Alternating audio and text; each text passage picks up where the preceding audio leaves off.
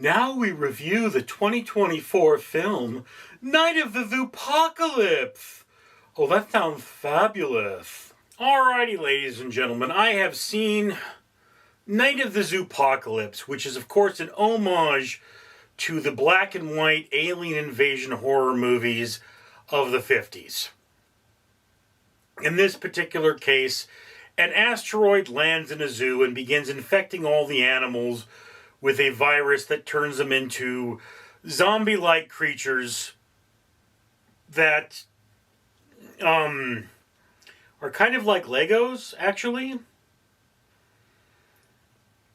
And if they bite other creatures, they, also turn into Lego monsters.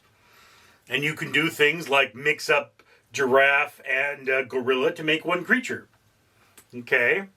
And then, that being said, you have our hero, Grace, the wolf, and her new friend, the mountain lion, who have to navigate this and try and bring things together or save the world or the zoo or whatever have you, with a host of varying characters, like a lemur that's in love with these old-time classic movies, a ape that thinks too much of it, or a monkey that thinks too much of himself, and, so on and so forth. So, yeah.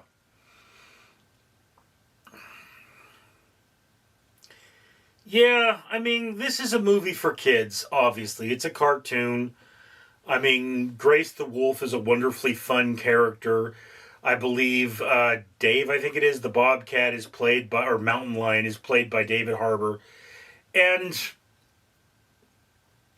just as a thing, Grace is tired of her pack, and she's like, why are we running all these drills? We're in a zoo, what's going to happen to us? And of course, it never hurts to be prepared.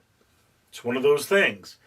So Grace gets out there and finds her stride, and yeah, this is a kid's movie, so you can kind of figure out what happens there without me spoiling too much. But, look, there are a lot of really fun characters in this particular film. The characters drive, like, there's this little pygmy hippo that she's sort of, this young and silly and just absolutely adorable, and you love her as a character. And the lemur who spends his time in the medical because he figured out how to turn the TV on, and he loves to watch his movies, and he knows all about plot. He's kind of the oracle character for this horror movie. And yeah, he's just one of those pieces that fits together. The great thing about this movie is it doesn't tread any new ground, but it gives you very strong characters.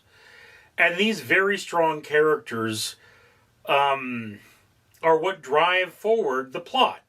So you're not so much watching a movie as you're watching a, hour and a half long comedy routine. It's like the primates, I'm the most evolved and I should be, it's like, yeah, but he's your interior villain, and he's very selfish and he's into himself, and that's just who he is as a character. So yeah, that's one of those things about this movie is it's as a children's movie, it gives you the themes of not giving up and pressing on in the face of failure, and teamwork, and the fact that you need each other and you have to survive, and things like that. So, Night of the Zoopocalypse, firstly, I love the art style of this movie. It's fun.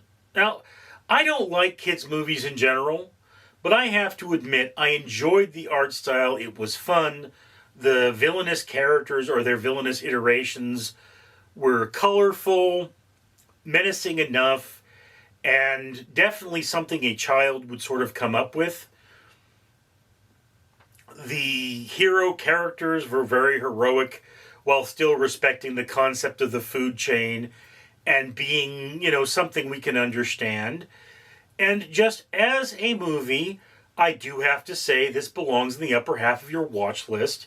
If you have children, they're going to enjoy it. It has enough for adults to be an enjoyable movie.